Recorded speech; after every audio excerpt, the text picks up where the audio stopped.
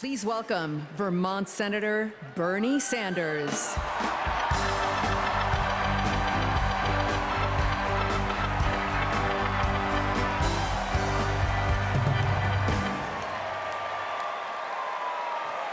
Thank you. Thank you. My fellow Americans, it is an honor to be with you tonight because we're laying the groundwork for Kamala Harris to become our next president. And let me tell you why that is so important. I want you all to remember where we were 3.5 years ago. We were in the midst of the worst public health crisis in 100 years and the worst economic downturn since the Great Depression. 3,000 Americans were dying every day, and our hospitals were overwhelmed with COVID patients. All across the country, businesses were shutting down. Unemployment was soaring. Workers were losing their health insurance. Schools were closing. State and city budgets were running out of money. People were being evicted from their homes. Children in America were going hungry. That was the reality the Biden-Harris administration faced as they entered the Oval Office. A nation suffering, a nation frightened, and people looking to their government for support. And within 2 months of taking office, our government did respond.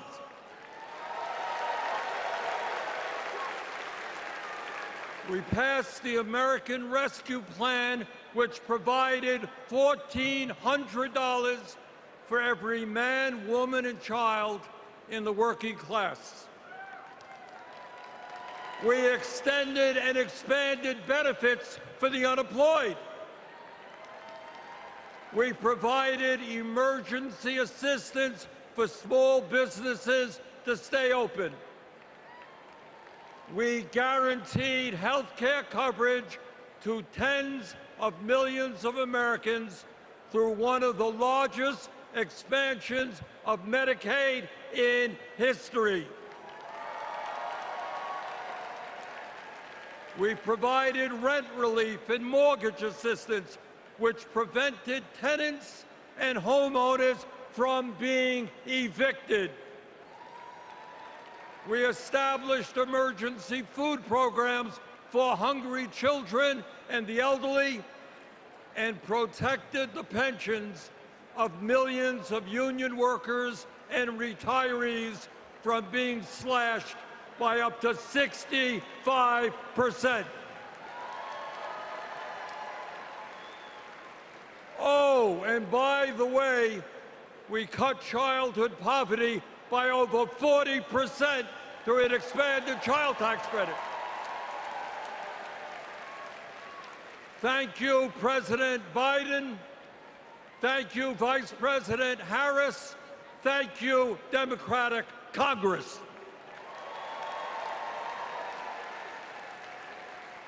Now, I say all of this not to relive that difficult moment, but to make one simple point. When the political will is there, government can effectively deliver for the people of our country. And now we need to summon that will again. because too many of our fellow Americans are struggling every day to just get by, to put food on the table, to pay the rent, and to get the health care they need. Brothers and sisters, bottom line, we need an economy that works for all of us, not just the billionaire class.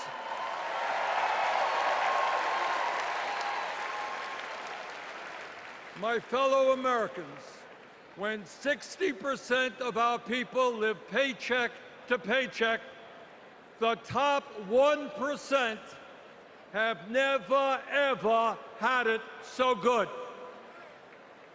And these oligarchs tell us we shouldn't tax the rich.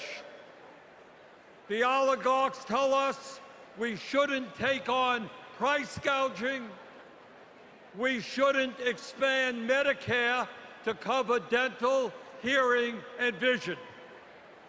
And we shouldn't increase Social Security benefits for struggling seniors. Well, I've got some bad news for them.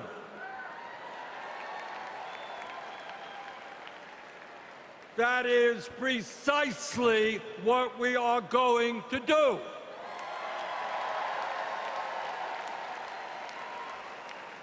And we're going to win this struggle because this is precisely what the American people want from their government.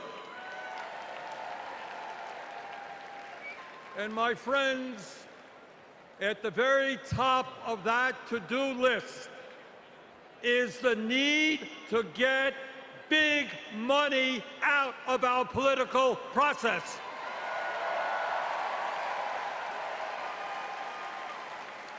Billionaires in both parties should not be able to buy elections, including primary elections.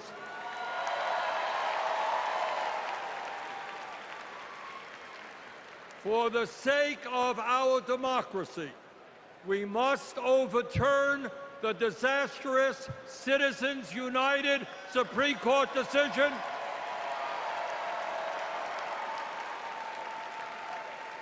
and move toward public funding of elections. And let me tell you what else we must do. We need to join the rest of the industrialized world and guarantee health care to all people as a human right, not a privilege.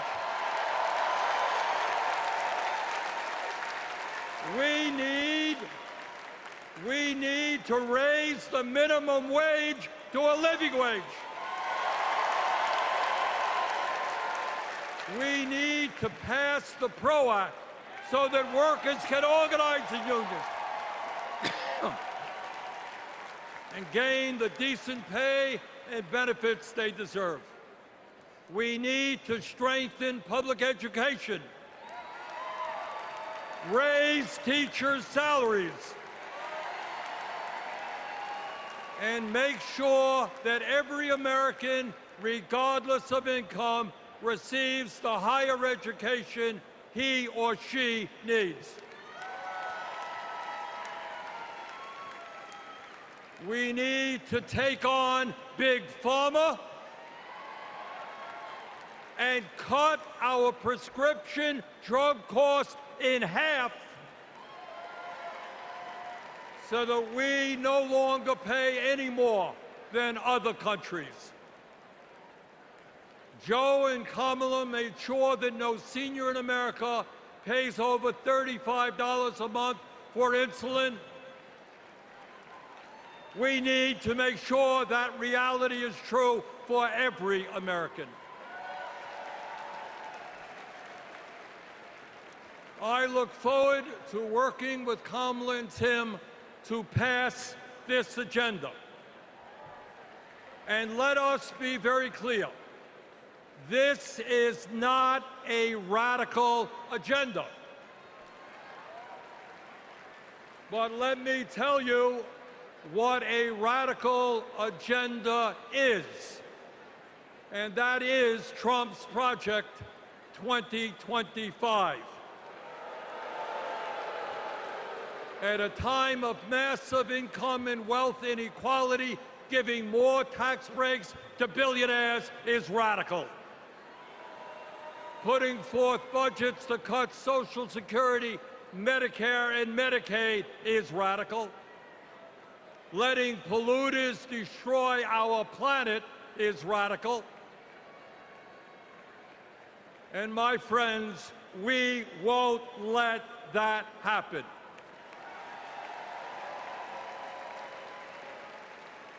Fellow Americans, in the last 3.5 years, working together, we have accomplished more than any government since FDR. But much, much more remains to be done.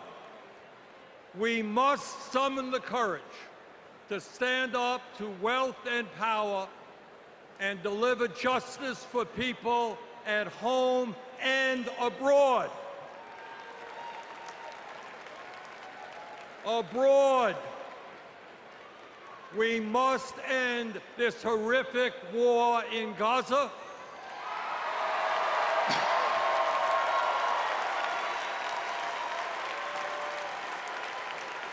Bring home the hostages and demand an immediate ceasefire.